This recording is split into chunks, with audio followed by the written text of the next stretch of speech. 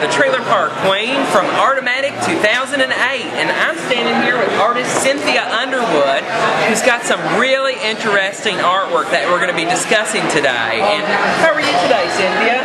Fantastic, thank you. Where were you from, Cynthia? I'm originally from California. I went to grad school in Boston. Okay. And I'm now living here in DC.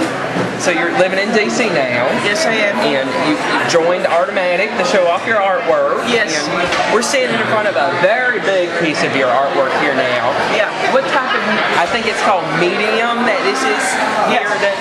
This is acrylic. The reason that I use acrylic in paintings like this is that it needs to dry fast, because if you take a close-up right here, if you see how straight the lines are, I have to let things dry because I have to be able to put my hand down. If I use oil, I'm going to be smearing the paint, so I use acrylic. Now, the urban camouflage idea came out of me wanting to beautify the city. My studio in Boston, this is where it all started, was right across the street from an empty lot where people were, the thieves were stealing cars and dropping the cars off in this lot. They were becoming eyesores, and so I went out and was like painting the cars and making them look beautiful. It was this general idea, but much drippier because I was doing it quickly. I eventually got arrested for that. You got arrested for just beautifying the place? That's what I said, and the judge said that to me too. But anyway, I got a slap on the wrist, and then after that I started making my urban camouflage paintings on canvas 2D so I could sell them instead of having them towed away. Instead of doing that. Wow. Yeah. Well, it's very beautiful. I really like the colors that you've chosen. It's just, thank you. And I can imagine that on the other objects too, and it really probably beautified. I mean, I live in a trailer park, and I can think of how this really would have just brightened everything up. I mean, absolutely. Can you imagine a trailer painted like this? I mean, it really would call attention. I might have to look you up for that, because right now it's pink, it's kind of flaking off now. This might really call attention to it. Yeah, I'll restore it for you. This is very vibrant here. What's going on here? Well, this is more of like a look into like the psychology of self. If you take a look, first of all, in my works, in my later works, I'm exploring issues of like femininity and womanhood. So this one, I've sewn canvas together, which is a traditional female art. If you take a look right here, you can see there's a seam with a thread. So there's a seam. Yeah. And I've actually sewn the two pieces of canvas together. Okay. Now, the meaning of this is a visual depiction of like the chaos, the internal chaos that we all go through, the emotions and stuff of our inner life versus our outer life, who we show to people. Okay. And this right here, the stitching, is like the wall or whatever that inhibits us from showing who we actually are. So it's a separation type thing. Indeed. Wow. What's going on here?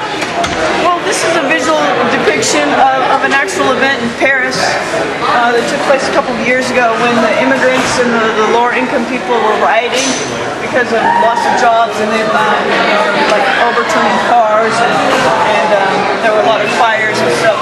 So I drew the subway map on it. This is where the Eiffel Tower is located on the subway. This is where the fires were. This is an etching. So this is the Seine River, and right here is where the fires were. Okay. Now in this piece, I do have the sewing, but this isn't talking about like anything having to do with women. This is talking about how all this chaos and craziness was going on in France at this time, but nevertheless France was being held together somehow. So while there was chaos, there was still good to go. So we can see like the little rupture marks, but they were making it somehow. Wow. Yeah. And up above, let's see here. What's that one going on there? Lots of red. Yeah, lots of red. You like red? Red's very pretty, it's very vibrant, and what's the meaning? What's going on? This one is more like just an exploration of the interaction of colors. Okay. This one doesn't have like a deeper psychological meaning. It was something that middle of the night, a couple beers, felt like painting. Well, kind of thing. that works. Well, it reminds me of like lava and just sun energy. Is that right? Yes. That's interesting. I really like that. Very interesting. And I like how it's darker in the other area there. It's just really brilliant with that. Wow, that's nice to hear. Yeah. And do you have a website?